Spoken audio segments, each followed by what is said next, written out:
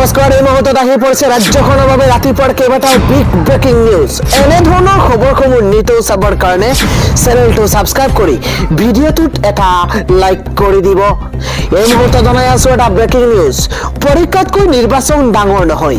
প্ৰথমে matric HS পৰীক্ষা আৰু তাৰ পাছতেই হ'ব পঞ্চায়ত নিৰ্বাচন। পঞ্চায়ত নিৰ্বাচনক লৈ অন্ত পৰিছে সকলো জল্পনা কল্পনাৰ। জানুৱাৰী ফেব্ৰুৱাৰীত অনুষ্ঠিত হ'ব লগা পঞ্চায়ত নিৰ্বাচন হ'বগৈ এপ্ৰিল আৰু মে মাহত। ৰঙালী বিহুৰ আগত বা পাছতহে অনুষ্ঠিত হ'ব পঞ্চায়ত নিৰ্বাচন। ৰাজ্যত পৰীক্ষাৰ বতৰত নিৰ্বাচন অনুষ্ঠিত কৰাটো সম্ভৱ নহয়। প্ৰতিগৰাকী পৰীক্ষাৰ্থীৰ বাবে মেট্ৰিক আৰু হায়াৰ ছেকেণ্ডাৰী পৰীক্ষা অতিকৈ গুৰুত্বপূৰ্ণ। পৰীক্ষাৰ সময়ত নিৰ্বাচন পাতিলে পঢ়া শুনাত অসুবিধা হ'ব ছাত্ৰ ছাত্ৰীৰ। ফেব্ৰুৱাৰী মাহত পঞ্চায়ত নিৰ্বাচন অনুষ্ঠিত কৰাটো কোনো কাৰণতেই সম্ভৱ নহয় বুলি মন্তব্য মুখ্যমন্ত্ৰী হিমন্ত বিশ্ব শৰ্মাৰ। গুৱাহাটী উচ্চ ন্যায়ালয়ে নিৰ্বাচন পাতিবলৈ ৰায়দান দিলেও এতিয়া কোনো ধৰণৰ উপায় নাই। আমাৰ হাতৰ পৰা সময় পাৰ হৈ গ'ল।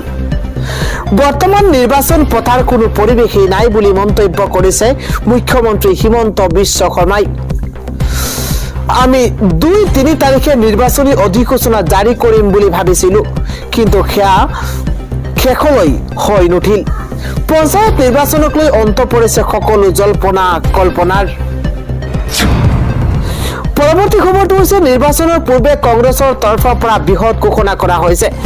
নিবনুৱা যুৱকক প্ৰতিমাহে দিব কংগ্ৰেছে 8,500 টকা। নিৰ্বাচনৰ পূৰ্বে কংগ্ৰেছৰ গেৰাণ্টি।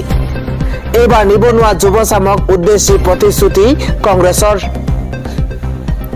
প্ৰতিমাহে নিবনুৱা যুৱকক কংগ্ৰেছে দিব 8,500 টকাকৈ ধন।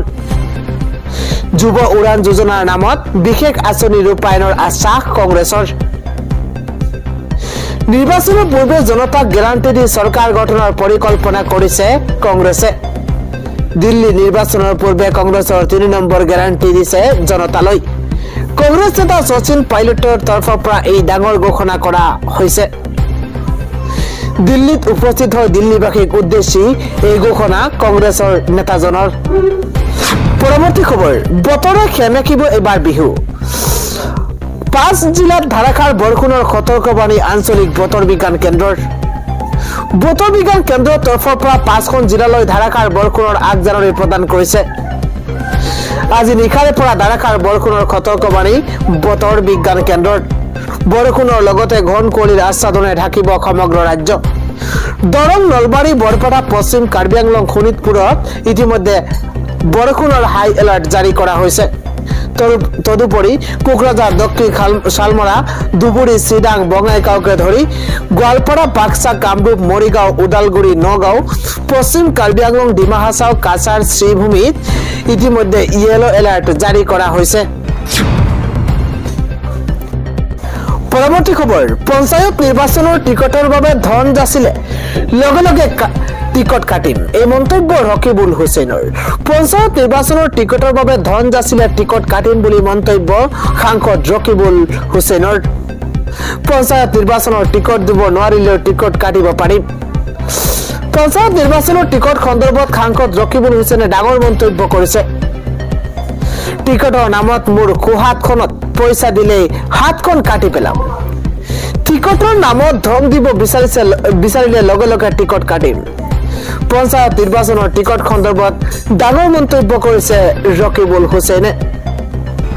পৰৱৰ্তী খবৰ, ডনাল্ড ট্ৰাম্পৰ শপত গ্ৰহণ অনুষ্ঠানত ভাৰতক প্ৰতিনিধিত্ব কৰিব বৈদেশিক পৰিক্ৰমা মন্ত্ৰী এছ জয়শংকৰে। 20 জানুৱাৰীত আমেৰিকাৰ 47 সংখ্যক ৰাষ্ট্ৰপতি ৰূপে শপত গ্ৰহণ কৰিব ডনাল্ড ট্ৰাম্পে।